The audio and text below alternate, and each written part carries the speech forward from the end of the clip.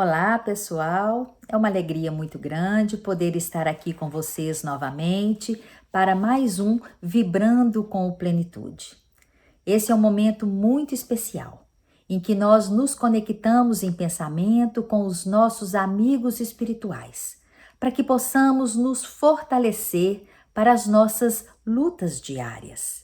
Então é com muita gratidão que nós recebemos essa vibração como um presente da espiritualidade, né, para esse encontro fraternal que é tão gostoso e tão alegre para o nosso coração.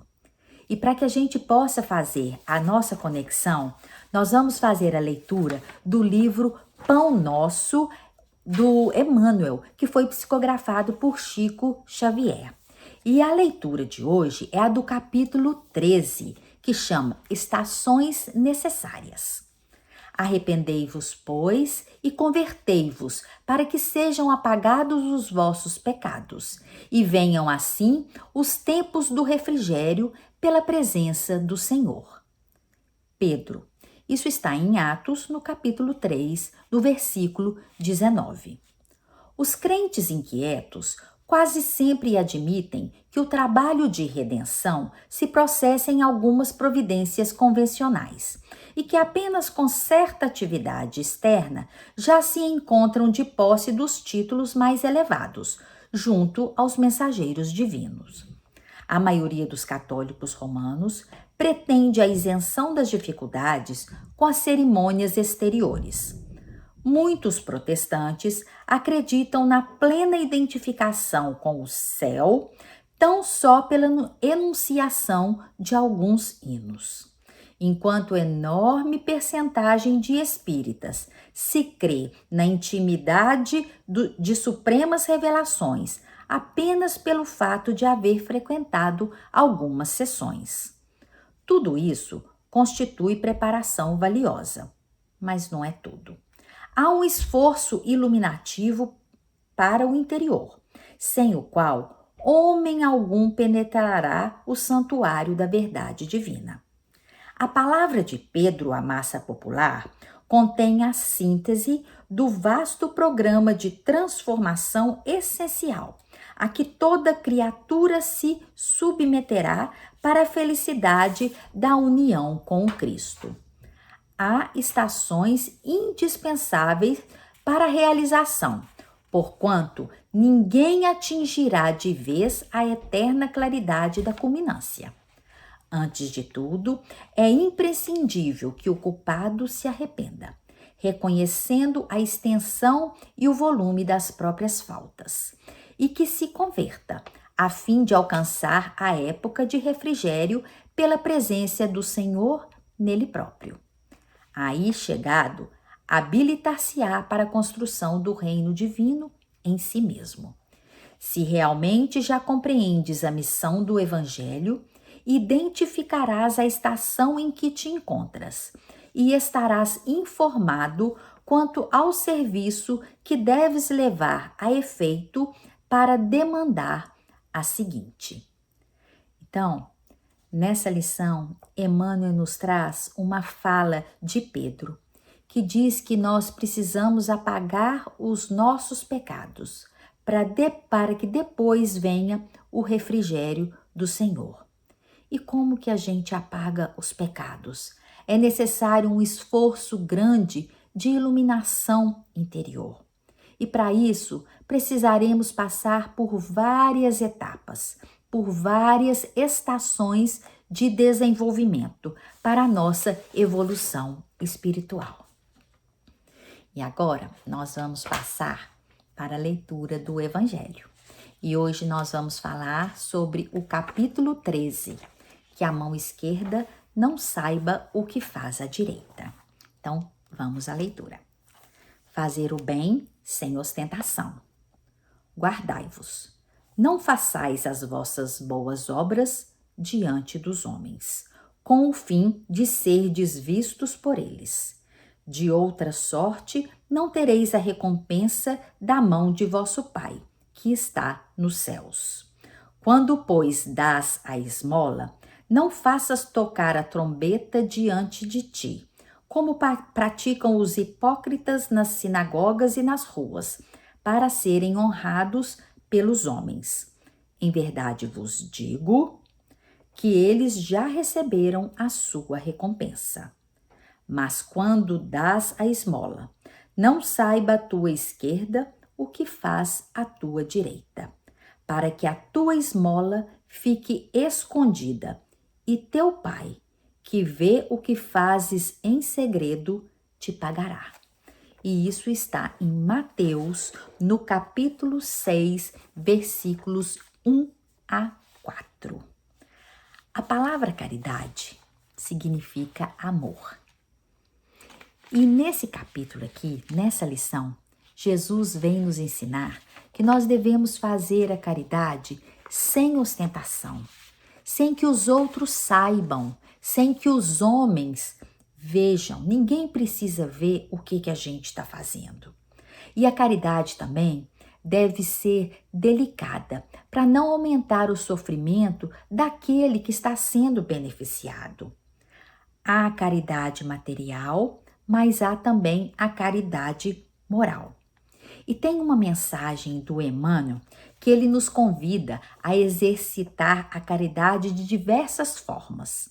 E assim ele nos diz que para o faminto nós devemos dar o alimento, para o triste, o consolo, para o ingrato, o esquecimento, para o enfermo, a visita, para a criança, a proteção, para o idoso, o abraço amigo, para o ignorante, o ensino, para o mal, a paciência, para o inimigo, o silêncio, para o amigo, o estímulo, para o orgulhoso, a humildade e para o impulsivo, a serenidade.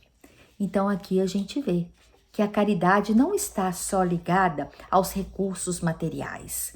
A assistência material é sim muito importante, mas a iluminação interior é muito, muito mais importante. E tudo deve ser feito sem ostentação. E aí, eu vou contar uma historinha de Chico, que é perfeita para esse momento. Dizem que certa vez ele estava com um grupo de amigos e eles iam levar algumas doações e alguns alimentos para uma família que estava muito necessitada. Mas quando eles chegaram lá na rua daquela onde a família morava, eles perceberam grande movimentação na casa dos vizinhos. Então Chico disse para os amigos dele: olha, nós vamos bater na porta dos fundos. E aí um deles perguntou: mas por que, Chico? E aí o Chico respondeu: os vizinhos não precisam saber que os nossos amigos estão em dificuldades. Precisamos ser discretos para não constrangê-los. Esse que é o exemplo, né, de caridade. E nós vamos então recordar os ensinamentos que Kardec nos trouxe, mas através de um poema que diz assim: ensinai, pois, a caridade. Só ela pode realizar o reino de Deus. Sem ela, por mais que vierdes a fazer, não edificareis senão utopias das quais vos exultarão amargas desilusões. Se o Espiritismo é a verdade que deve transformar o mundo, é porque tem por base a caridade. Com a caridade, abençoamos o próximo. Com a caridade, somos abençoados por Deus. Deus te abençoe o gesto de ternura, a alma da caridade branda e pura, pela migalha de ventura aos tristes no caminho. Deus te abençoe a refeição sem nome que trazes cada dia aos cansados viajores da agonia que esmorecem de fome.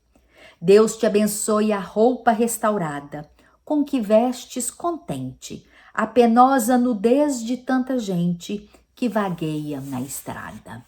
Deus te abençoe a bolsa de esperança que abres a sós, sem que ninguém te espreites, para a gota de leite destinada à criança.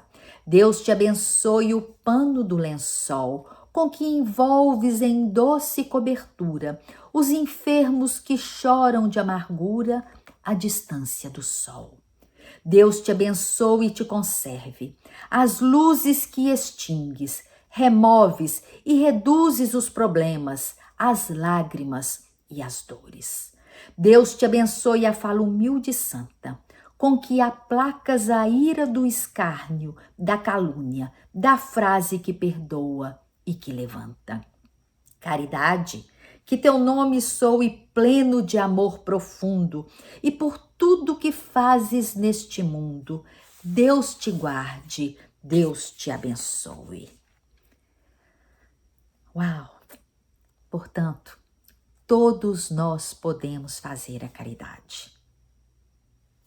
Basta ter boa vontade e o desejo de trabalhar com Jesus. Nós podemos sim socorrer um irmão que está em necessidade. Nem que seja com uma oração. E é isso que nós vamos fazer nesse momento. Porque é chegado o nosso instante de vibração. E nós vamos então nos conectar com os amigos espirituais, juntando nossas vibrações de bem, os nossos bons sentimentos e o nosso desejo de ver as pessoas melhores. E de uma forma muito carinhosa, nós pedimos aos amigos espirituais que fortaleçam as nossas vibrações e que com elas envolvam os nossos familiares, os nossos amigos, aqueles que têm os nomes nos nossos cadernos de vibração, aqueles que desejamos abraçar nesse instante. Pedimos a Jesus que ampare todos os que sofrem, os que choram, os que estão sozinhos, os que têm fome e sede e os que ainda não te conhecem, Senhor. Pedimos que proteja o nosso planeta, para que possamos passar por este momento com mais confiança, fé e responsabilidade. E nesse instante, nós sentimos a presença carinhosa dos amigos espirituais. Então vamos nos colocar receptivos, porque é o momento do nosso passe espiritual. Uma chuva de luz é então derramada sobre cada um de nós. Um bálsamo de paz e de amor. Luz que percorre todo o nosso corpo, como fonte de água viva. Água que lava, que cura, que regenera. Os nossos pensamentos se acalmam. Os nossos corações transbordam paz. O nosso sentimento é de alegria e de profunda gratidão por tudo que recebemos. Sentimos a Tua presença, Senhor, a Tua serenidade, a Tua paz e o Teu amor a nos envolver. E que esta paz possa estar nos nossos corações durante todos os dias dessa nova semana que se inicia. É isso que eu desejo carinhosamente a cada um de vocês. A paz do Cristo. E que possamos em breve nos rever para mais um Vibrando com Plenitude. Muita gratidão. Que assim seja.